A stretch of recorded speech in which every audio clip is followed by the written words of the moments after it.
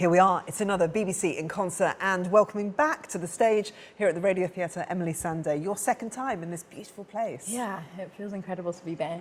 Yeah, tell us a little bit about this space, what it is like for you as a performer. You're performing live on the radio and just a few people when you're normally performing to thousands. It's really cool. I mean, the acoustics in here are amazing. So that's one thing, especially for the band and I, that we can hear ourselves clearly. And it just, you know, you can feel kind of the heritage in this room, and it's just really exciting to be back. And it's great to have people up at the top and then really like eye level down here. So I think it's going to be a very intimate, a real connection tonight. And when you look out, obviously there'll be family in the audience too, which is Yes. a good or a bad thing?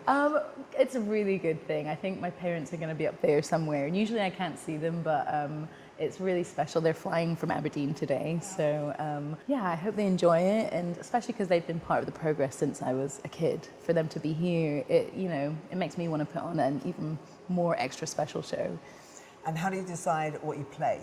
You've got a lot of songs now, putting this set list together. Yeah, I mean, it's been great, going on tour, doing the summer festivals. You really get to see the crowd's genuine reaction to songs and what really connects, which ones they want to sing back to you. So it's kind of a combination of giving the crowd what they want, but also making sure the energy flows through the set. And then there's new songs tonight, so it was a mix of putting all those factors together. Okay, so new songs. You'll be really excited about playing the Yeah. new songs. So there's Love.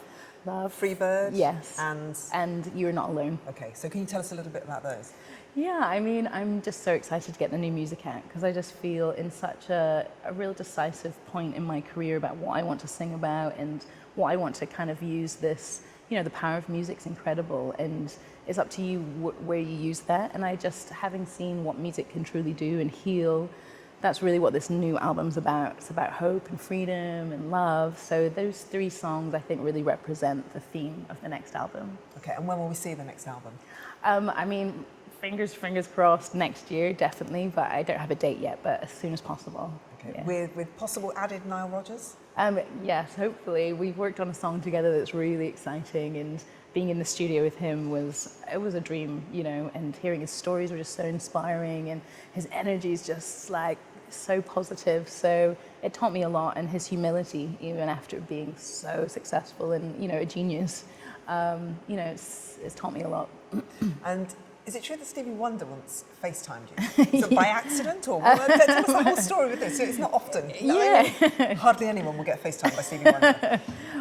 I met him once in London, and then when I was in LA, I went to an interview at a radio station that he actually owns, and he was listening. So on the car ride home, just out of the blue, I get, Stevie Wonder FaceTime, and just saying that he loved the show, and he really wanted to work on some music. So that was a pretty special moment, yeah. Wow. And in terms of people who've inspired you in the past, let's talk about some voices, female voices, who, from when you were young, when you started making music, who were the people? I mean, I was lucky because my dad was so obsessed with female voices, especially, the bigger the better. So Anita Baker was one person, and he always told me, you're like, look how she doesn't care what she looks like when she sings. It's not an aesthetic thing, singing. It's pulling something from deep within you. So that was one of my first lessons. And Whitney Houston, I mean, what a phenomena. I still listen to her every day. So she was someone at the very beginning that I thought was incredible. And who else? Mariah, Carey, Celine Dion, just the big divas. It just showed me the levels you can take a voice and how you have to care for your voice to make sure you can still have the power in it. And at this level in your career, where you are now, with your third album coming out, how do you take care of yourself? You just learn how to pace yourself, because at the beginning you're like, I've got a single, it's popular, what if the next song nobody likes? And so you kind of you want to seize the moment every day, and then as you kind of slowly calm down a little bit and trust that maybe they will like the next song, you kind of learn that if you want to tour and do an album and do these things, you need to be healthy. I've started doing yoga, which has been amazing, and you need to have peace of mind, and I think that reflects in your music. So yeah, trying to eat right, not stay up too late, not too many parties, but it's hard because it's also exciting. Yeah. And in terms of new people that you've discovered, new female voices, who are you impressed by? There's this new girl called, she's new to me, Emeli.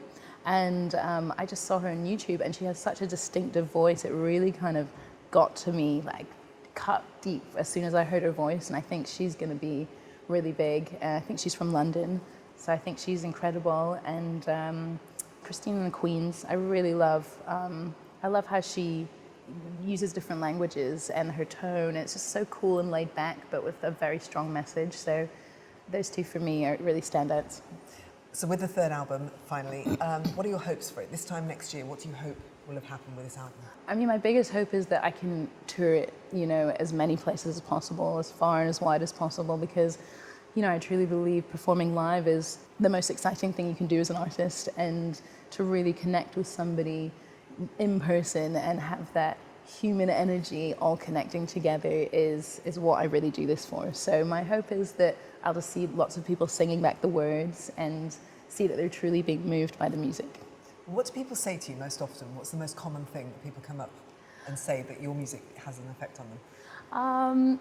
Usually, and I'm so thankful for it, that they say it's helped them through something, or it's healed them through something, and that's what I've always wanted to do. And before this I was studying medicine, so it's amazing to know now that I'm healing in another way, and just that the music can give somebody strength the way it has done for me every time I perform it and when I was writing it. So to know that it's doing good and hopefully giving support to people is great, and that's usually the comments I get. Thank you, Emeli. Have a lovely show tonight. Thank you.